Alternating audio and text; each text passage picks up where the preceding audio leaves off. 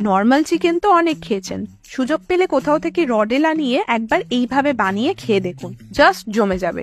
এই ভিডিওটি পুরো দেখবেন এবং একটাও স্টেপ মিস করবেন না, তাহলেই কিন্তু আপনার ক্ষতি। 700 গ্রাম চিকেন আছে আমার কাছে উইথ স্কিন। চামড়া থাকলে তো টেস্ট দ্বিগুণ। স্বাদ মতো নুন ও 1 টিস্পুন হলুদ গুঁড়ো দিয়ে ম্যারিনেট করে রেখে দেবো। ভালো করে ঘষে ঘষে মাংসের গায়ে নুন হলুদ মাখিয়ে নিচ্ছি।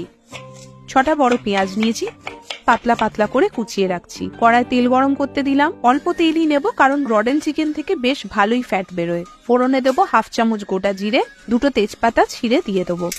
ডুমো করে কাটা 6টা আলু ভাজতে দিয়ে দেবো। হ্যাঁ, আলু ছাড়া কি আর মাংস হয়? দেখ, আলু দিলেই তো তরকারি নষ্ট। আচ্ছা, আপনারা একটু কমেন্ট করে জানান তো যে আপনাদের কোনটা পছন্দ, আলু ছাড়া না আলু দেওয়া মাংস। নুন আর হলুদ ছড়িয়ে দেবো, গোল্ডেন করে ভাজবো আলুটাকে। পেঁয়াজ কুচিয়ে এইভাবে রেডি করে রেখেছি। 15 থেকে 20টা রসুনের কোয়া লাগবে আর 2টো আদার টুকরো। এইবার আলুগুলো তুলে রাখবো। এবার ওই তেলেই পেঁয়াজগুলো ছেড়ে দেবো। পেঁয়াজ বারবার করে নাড়লে সমানভাবে ভাজা হবে। চলুন ততক্ষণ আদা রসুনটা বেটে নিই। আদাগুলো বাটার আগে পাতলা পাতলা করে স্লাইস করে নেবো, এতে বাটার কাজটা খুব সহজ হয়ে যাবে। পেঁয়াজটা আবারও নেড়ে নেবো, খুন্তির সাহায্যে স্লাইসগুলো আলাদা করে নিচ্ছি। আদাটা শিলে বেটে নেবো। আজ মশলা শিলে বেটেই রান্না হবে, তাতে স্বাদ আরো বাড়বে, তবে মিক্সি করলেও দোষ নেই। আদা বেটে রসুনগুলো বেটে নেবো। আদা রসুন বাটা হয়ে গেছে, পেঁয়াজেও বাদামি রং ধরে গেছে, আর একটু লাল করে নেব। এবার রসুন বাটা দিয়ে দেবো। 1 মিনিট ভেজে আদা বাটাটাও দিয়ে দেবো। মশলা ভালো করে ভেজে নিচ্ছি। মশলা পুড়ে যাওয়ার আগেই 2-3টে টমেটো দেবো, বড় বড় করে কাটা।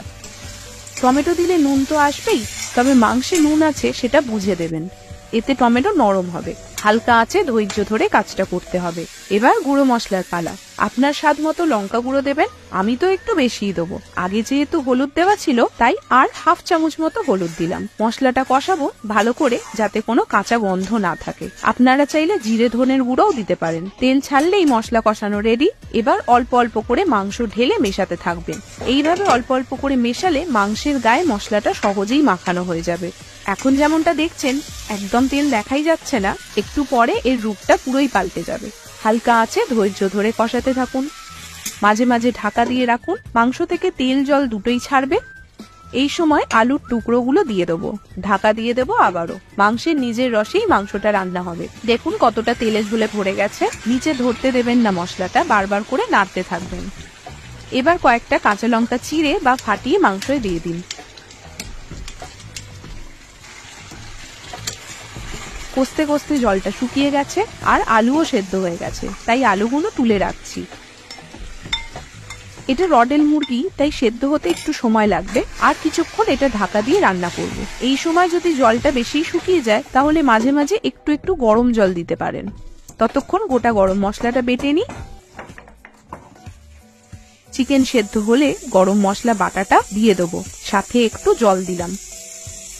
ভালো করে মিশিয়ে 1-2 মিনিট ঢাকা দিয়ে ফুটতে দেবো।